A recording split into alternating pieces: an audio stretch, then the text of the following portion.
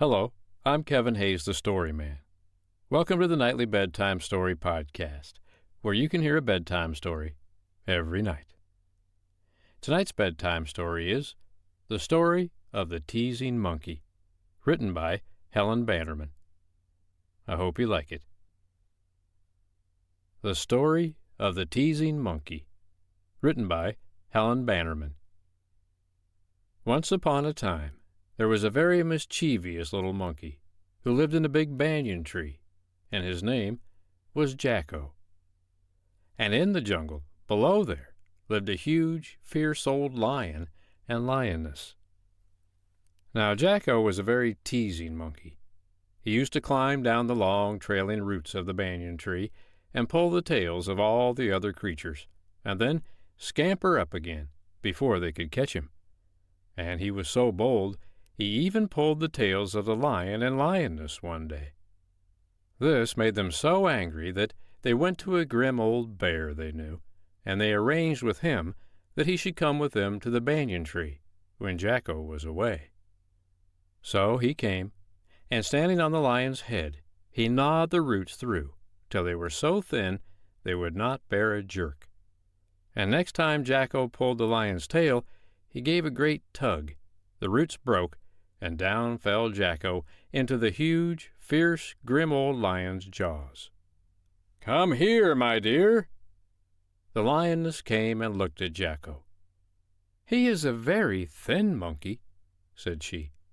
"We had better put him in the larder for a week to fatten him, and then ask Mr. Bear to dinner."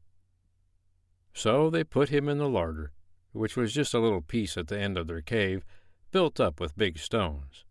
And while the lion built it up, the lioness lay ready to spring on him if he tried to escape. It was very dark and very cold, and Jacko did not like it at all. They left a little window to feed him by, and every day they gave him as many bananas as he liked, because they knew monkeys ate bananas, and they could get them easily. The lioness wrote a leaf letter to the bear, asking him to dinner, which he, of course, accepted with pleasure. But Jacko did not get fat, and the reason of that was that he soon tired of bananas, and only ate one every day. He gave all the others to the rats.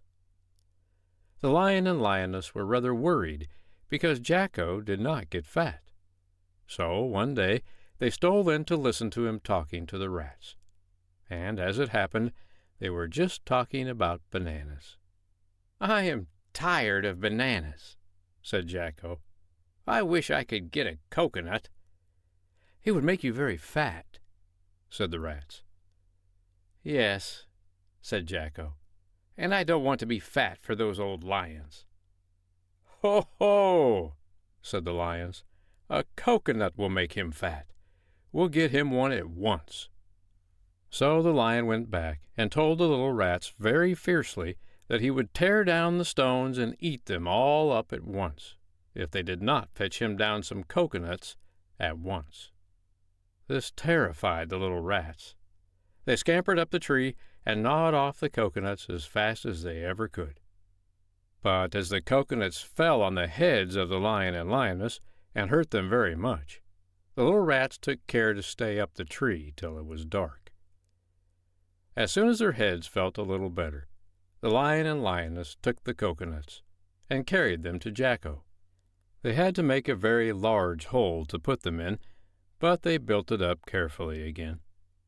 Jacko was very much delighted to get the coconuts, but he had hard work tearing off the hairy outside. However, at last he got it all off. Then he smashed the coconuts with a stone and drank the milk, and began eating the nuts. And wasn't it good after a whole week of bananas? While he ate it, he amused himself making a nice warm coat for himself of the hairy husk of the coconuts, and he was so busy he did not notice how much he was eating. And when he put his warm coat on, he just looked fearfully fat. And the lion and lioness peeping in thought it was all Jacko, and they were delighted. "Isn't he fat and tender?" they said. "We'll eat him tonight, and not wait for Mr. Bear."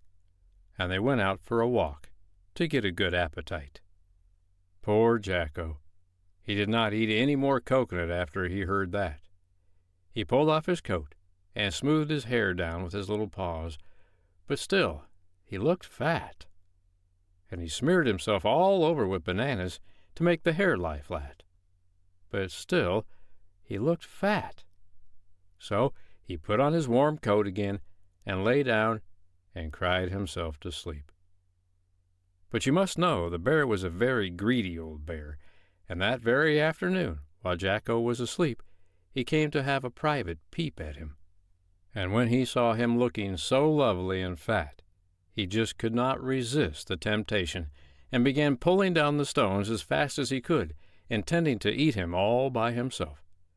But he was an awkward, clumsy old bear, and all of a sudden, with a rumble and a rattle and a clatter and a crash, the stones all came down on top of him, waking poor little Jacko and scaring him nearly out of his wits. But he had the sense to scramble out as fast as he could. The lion and lioness were just coming back, and when they heard the noise they came tearing home like the wind, and met little Jacko just in the mouth of the cave. With a fearful roar, the lion struck at him with his claws, but they only stuck in the coconut coat. Jacko wriggled out of it and ran on. With another fearful roar, the lioness seized him in her teeth, but Jacko was so round with eating coconut and so slippery with banana that he popped out from between her teeth like an orange seed and ran on. And the next minute he was safe, and scrambling up the coconut tree at a rate which shook down most of the coconuts onto the heads of the lion and lioness. So the lion had a sore head, and the lioness had a sore head, and the bear had a sore head, and they had nothing for dinner but bananas. The end. Well, it's bananas for them. I think the monkey's going to stay away from them for a little while. I don't know how long, though. He'll probably be back to pulling their tails before you know it.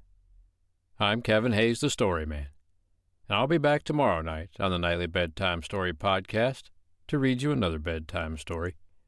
But for tonight, good night.